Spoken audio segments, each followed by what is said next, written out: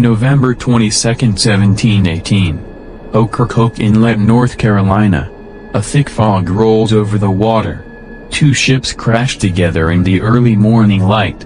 And on the deck, a man with burning fuses in his beard charges into battle. 5 bullets hit him. 20 cuts slice his body. But he won't fall. Not yet. His name is Blackbeard. And when they finally cut off his head, his body kept moving. Who was this man? Why did kings fear him? And what happened to his treasure? This isn't a myth. This is a true story. And by the end, you might never look at the ocean the same way again. Subscribe now to @Unbelievable True Story and watch to the end. Because the truth he left behind still haunts the shore. November 21, 1718, Ocracoke Island, North Carolina, British colonies. The waves were quiet. Too quiet. The sky had turned the color of wet ash. The kind of stillness that only came before something violent. On the shores of Ocracoke, a thick mist hugged the coastline. And in the distance, barely visible through the fog, was a ship. Not just any ship. A monster. Black sails, torn at the edges. A carved skeleton masthead. Cannon holes like hollow eyes. This was Queen Anne's Revenge. The most feared pirate ship in the Western Hemisphere. And on that ship was a man they called Blackbeard. He wasn't just a pirate. He was a legend. A killer. A ghost made of blood, gunpowder, and terror. But on that morning, he was cornered. British naval ships crept through the inlets, ordered to kill or capture him. What happened in the next few hours would become one of the most dramatic final stands in pirate history. But who was Blackbeard? And how did a quiet man from Bristol become the most feared pirate in the world?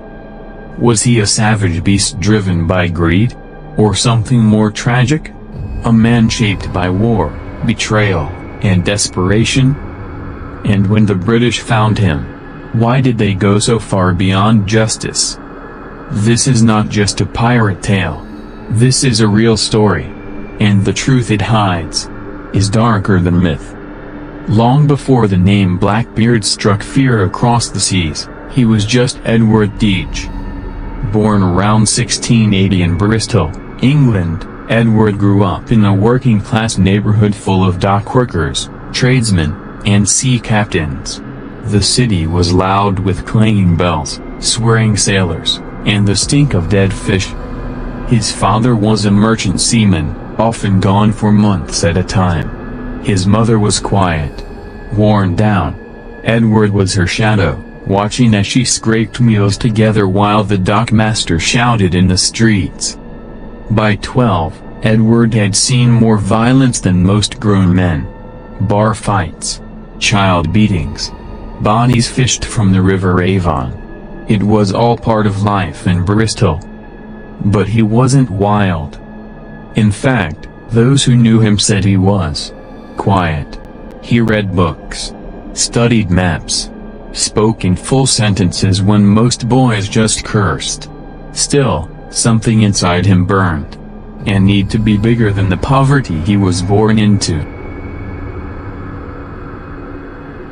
At 16, he left England, joined a British privateer crew during the War of the Spanish Succession, a brutal conflict where navies were paid to rob and kill enemy ships. For years, Edward fought for the crown. But after peace was declared in 1713, he, like many others, was left without work. No war. No pay. No purpose. And that's when many men made a deadly choice. They became pirates. By 1716, Edward had settled in the Caribbean, specifically New Providence, modern-day Bahamas. It was pirate heaven. No taxes. No kings. Just taverns, rum, and gold. That's where he met Captain Benjamin Hornigold, a feared pirate who took Edward under his wing.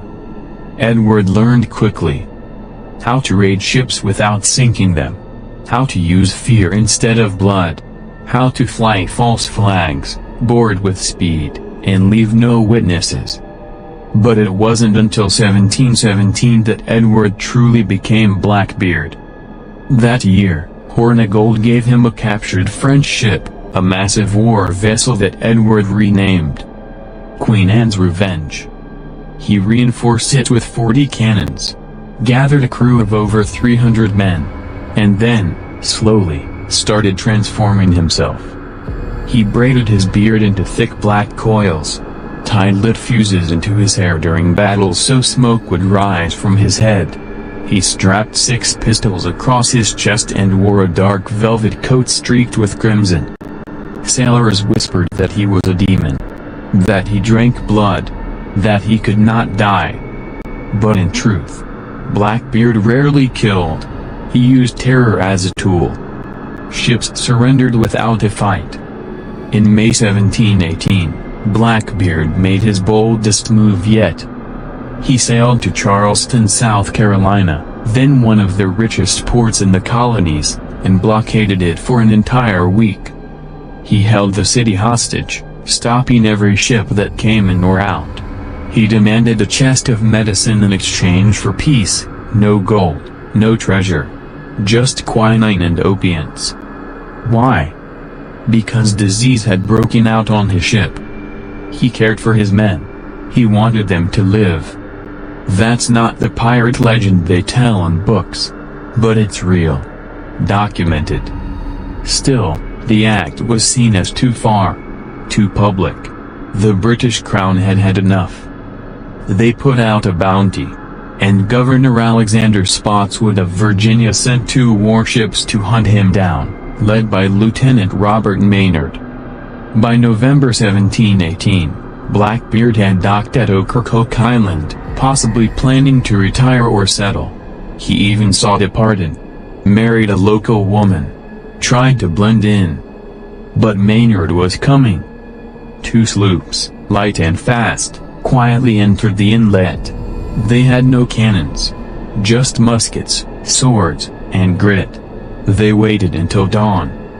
And as the mist rolled in, so did the blood. This is a real story. Every fact you hear is public. You can check it yourself. If real-life mysteries leave you breathless, subscribe now to @Unbelievable True Story. Because the next truth we uncover might hit even closer to home. November 22, 1718, Ocracoke Inlet, North Carolina. The water was still. Not even the gulls dared cry. Lieutenant Robert Maynard stood barefoot on the deck of his sloop. Muskets were loaded. Swords sharpened. His men breathed through clenched teeth. Across the narrow water, Blackbeard's ship, Adventure, sat anchored. Smaller than Queen Anne's Revenge, but still powerful. They had one shot. Surprise him. Take him alive. Or die trying. At sunrise, Maynard gave the order. The British sloops moved fast. But just before they reached Adventure, a shout rang out. They're coming. Blackbeard was ready.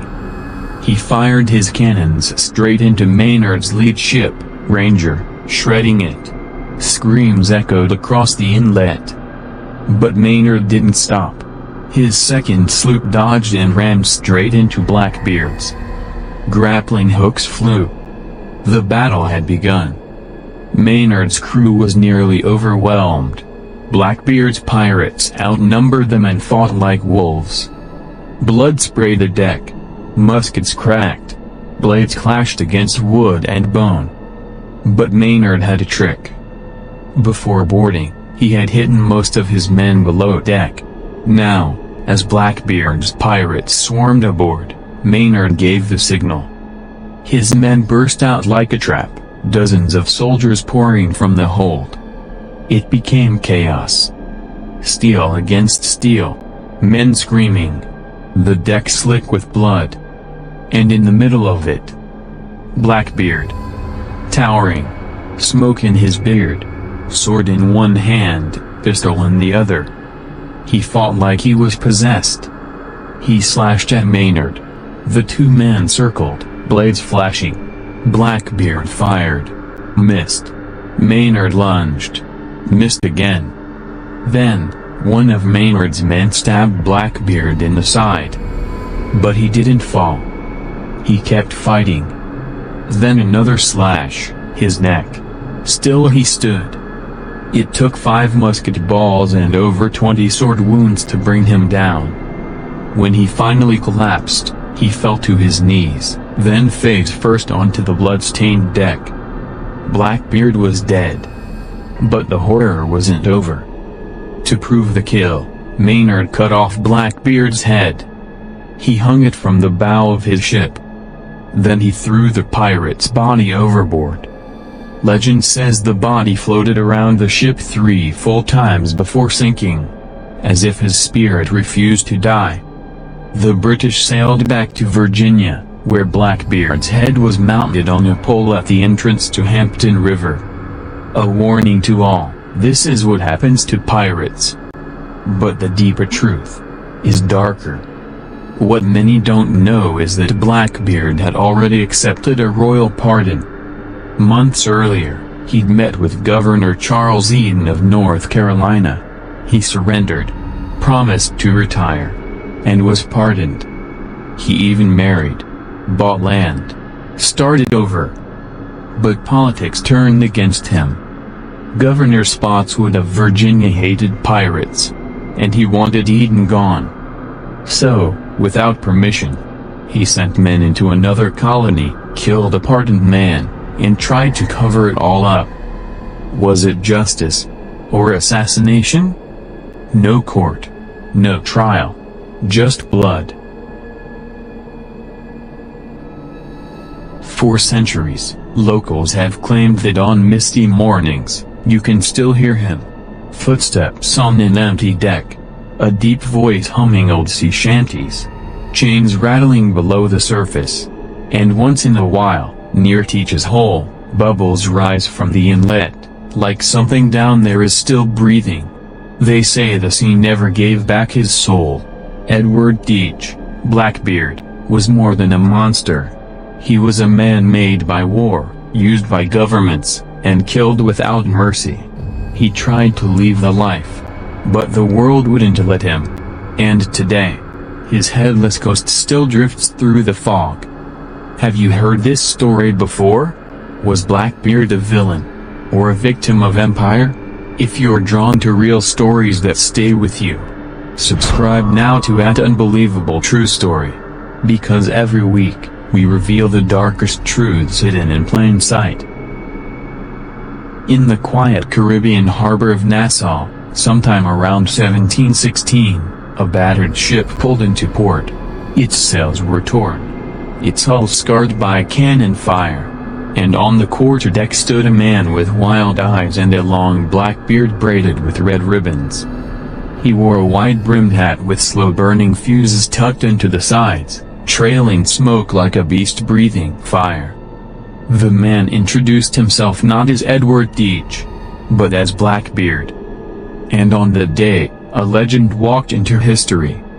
He wasn't the first pirate to make port in Nassau, but he would become its most infamous. This was a pirate city, untouched by kings and crawling without laws. The British Empire had all but abandoned it. What rose in its place was a republic of crime. A place where stolen gold bought loyalty, and blood settled debts. And Blackbeard thrived in it. But he wasn't just another pirate. He was something more. Strategic. He studied fear like a scientist. He didn't just want to rob. He wanted to control. And that's when he raised his infamous flag, a skeleton stabbing a bleeding heart while toasting the devil. It wasn't just a symbol. It was a warning. In late 1717, Blackbeard captured a massive French slave ship called La Concorde. He stripped it down, added 40 cannons, reinforced the hull, and renamed it Queen Anne's Revenge. It was the most terrifying pirate ship the Americas had ever seen. With it, Blackbeard terrorized the shipping lanes from the Caribbean to the Carolinas. He didn't need to fire a single shot, ships often surrendered just at the sight of him. But it wasn't only gold he was after. He blocked the entire port of Charleston, South Carolina for a full week, holding the city hostage until they paid him in medicine. Why medicine? Historians believe his crew was sick. Possibly syphilis. Maybe scurvy. Whatever it was, Blackbeard valued cures more than coin. That made him different. More calculating. More human. Still, his crimes were adding up. And the British government was losing patience. In 1718, King George I offered a deal to pirates, a full pardon if they surrendered. Blackbeard accepted. Or so it seemed. He met with Governor Charles Eden of North Carolina, swore to give up piracy, and in return, he got legal protection and land. But behind the scenes, the truth was darker. Blackbeard bribed the governor. In exchange for money, rum, and stolen goods, Eden looked the other way. Blackbeard settled into a quiet bay in Bath, North Carolina. Married a local girl, his 14th wife, if rumors are true, and played the part of a reformed man. But at night, Queen Anne's revenge sailed again. And soon, bodies began washing ashore. This is a real story. Every fact you hear is public. You can check it yourself. If real-life mysteries leave you breathless, subscribe now to @Unbelievable True Story. Because the next truth we uncover might hit even closer to home. The British knew Blackbeard would never stop. And one man took it personally, Governor Alexander Spotswood of Virginia. He didn't wait for permission. He didn't ask for help. He secretly hired 2 Royal Navy sloops, under Lieutenant Robert Maynard, and sent them to hunt Blackbeard down. The mission was off the books. Illegal. But necessary, he claimed. By the time Maynard reached the Carolina coast, Blackbeard had vanished into the marshes. Locals swore they saw his black sails in the mist. Others said he walked into taverns with gold spilling from his pockets. But no one dared betray him. Until one night, an informant came forward, gave Maynard the exact coordinates. Ocracoke Inlet. A narrow strip of shallow water, easy to miss, unless you were looking. Blackbeard had anchored there to drink, celebrate, and let his guard down. It would be his last mistake. Before the sun rose, Maynard approached. He ordered his men to row silently. No drums. No shouts. Just the creak of wet wood and the breath of fog. Blackbeard's men were drunk. Laughing. A bonfire burned on the beach. Then a lookout spotted the approaching sloops. By the time Blackbeard grabbed his weapons, it was too late. He jumped aboard Adventure, barked orders, and prepared for a fight. But the British had him surrounded. And as dawn broke across the inlet, the sea turned red. November 22, 1718. Ocracoke Inlet, North Carolina. The first cannon thunder shook the coastline. Blackbeard's Adventure blasted into Maynard's lee sloop, Ranger, tearing it open. British sailors screamed as splinters and blood rained down. But Maynard didn't flinch. He barked orders from the deck of his second ship, Jane, steering hard toward Adventure through thick black smoke. As his ship closed the distance, grappling hooks flew from both sides. Wood crunched. Metal screamed. The ships collided. And the decks were overrun with chaos. Blackbeard was not just a captain, he was a force of nature. Smoke poured from his beard as burning fuses dangled from beneath his hat. His eyes were wild. His pistol cocked. He charged. Maynard met him in the center of the deck. Their blades clashed. steel screaming against steel. The sounds of men dying, of muskets cracking, vanished beneath the roar of that moment. Two leaders. Two killers. Face to face. Blackbeard swung wide. Maynard ducked. The blade grazed his cheek. He lunged back, his sword slicing Blackbeard's arm. Blood sprayed. But Blackbeard didn't stop. He fired a pistol. Missed. Maynard tackled him. They fell hard onto the blood-slick planks. Grappling. Punching. Kicking. It took 5 bullets and over 20 cuts to bring Blackbeard down. He didn't scream. He didn't beg. He just stopped breathing. And the sea went quiet. Lieutenant Maynard stood over the body, panting. He ordered the men to behead the corpse. Blackbeard's head was raised high, blood still dripping, and tied to the bow of the sloop. A warning to every man, pirate or not.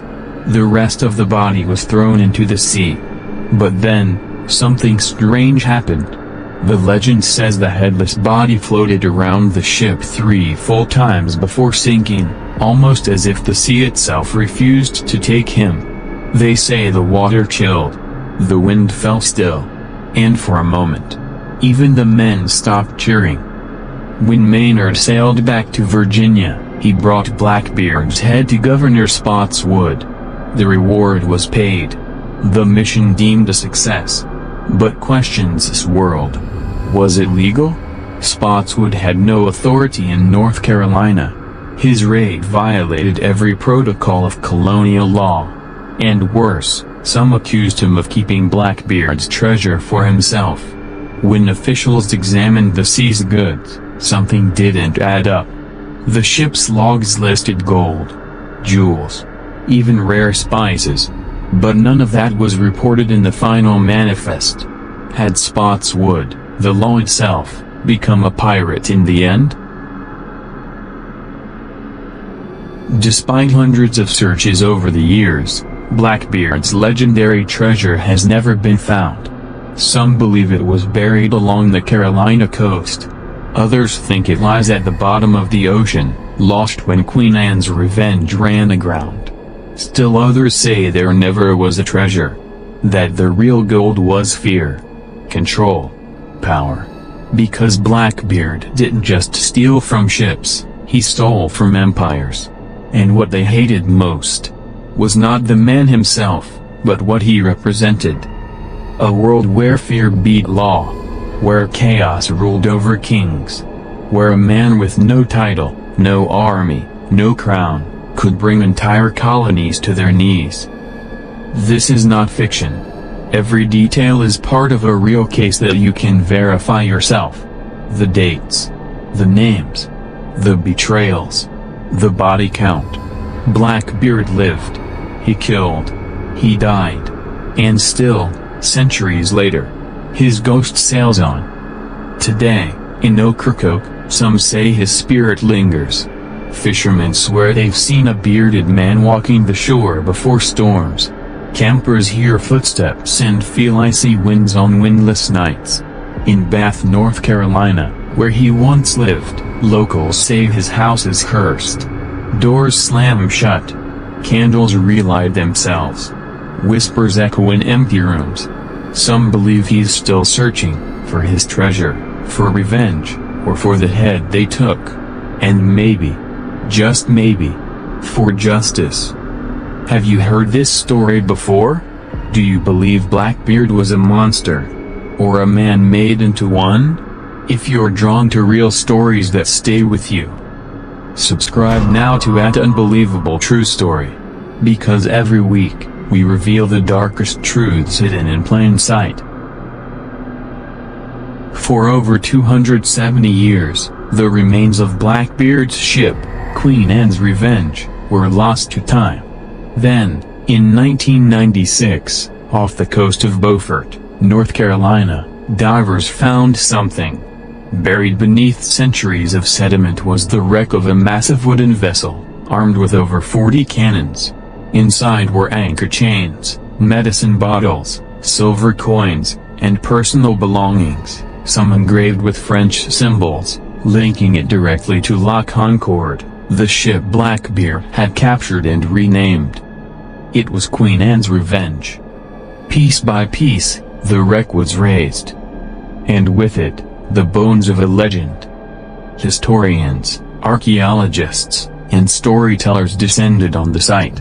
They weren't just uncovering a ship, they were exhuming a myth. And every artifact told a story. Of life, of crime, and of a man whose face still haunts the waves. Among the discoveries were glass vials and syringes, evidence of a floating apothecary. One bottle contained traces of mercury, used in the 1700s to treat syphilis. Another held opium. Some believe Blackbeard wasn't just looking for wealth, he was looking for relief. Maybe he was dying. Maybe he was suffering. Maybe that's why he demanded medicine from Charleston. Not gold. It adds another layer to the legend. Was he a ruthless pirate? Or a desperate man with an illness, chasing one last cure? After Blackbeard's death, piracy didn't end. But it changed. Without his fearsome reputation uniting lawless men, pirate crews splintered. Some accepted pardons. Others were hunted down. The golden age of piracy began to fade. But something strange happened. Blackbeard didn't disappear with it. He grew larger. The newspapers of the day told tales of a demon with burning eyes. Sailors passed down ghost stories in candlelit taverns. Writers turned him into folklore. Then fiction. Then legend. In books. In movies. In songs. Even on cereal boxes. The man who once burned cities now smiled from merchandise. A devil. A brand. A ghost. They say if you walk Ocracoke at night and whisper his name, you'll feel cold fingers brush your shoulder. They say his headless body still walks the bottom of the bay, searching for the rest of himself. They say the gold is still out there, somewhere in the Carolina woods, buried beneath oak and moss. They say a lot of things. But this much is true. Blackbeard lived. He ruled the seas.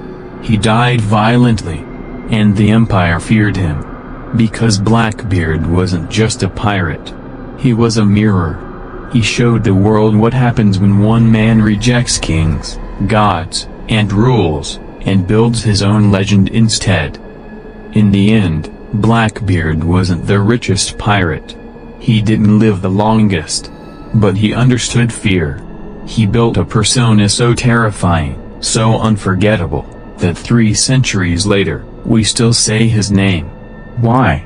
Because deep down, we're all afraid of the man who lives outside the law. Who walks into the storm with smoke in his beard and fire in his eyes. Who doesn't ask for mercy, and never offers it. We're afraid. But we're also fascinated. Because part of us wonders. What if we were that free? And today, somewhere along the Carolina coast, the waves still whisper.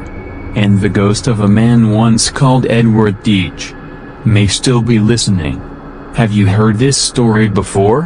What do you think truly happened that night in Ocracoke Inlet? If you're drawn to real stories that stay with you, subscribe now to @Unbelievable True Story.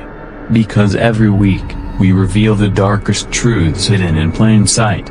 Watch the next video on your screen, or dive into our full playlist of real mysteries and crimes. The next story might be even more shocking.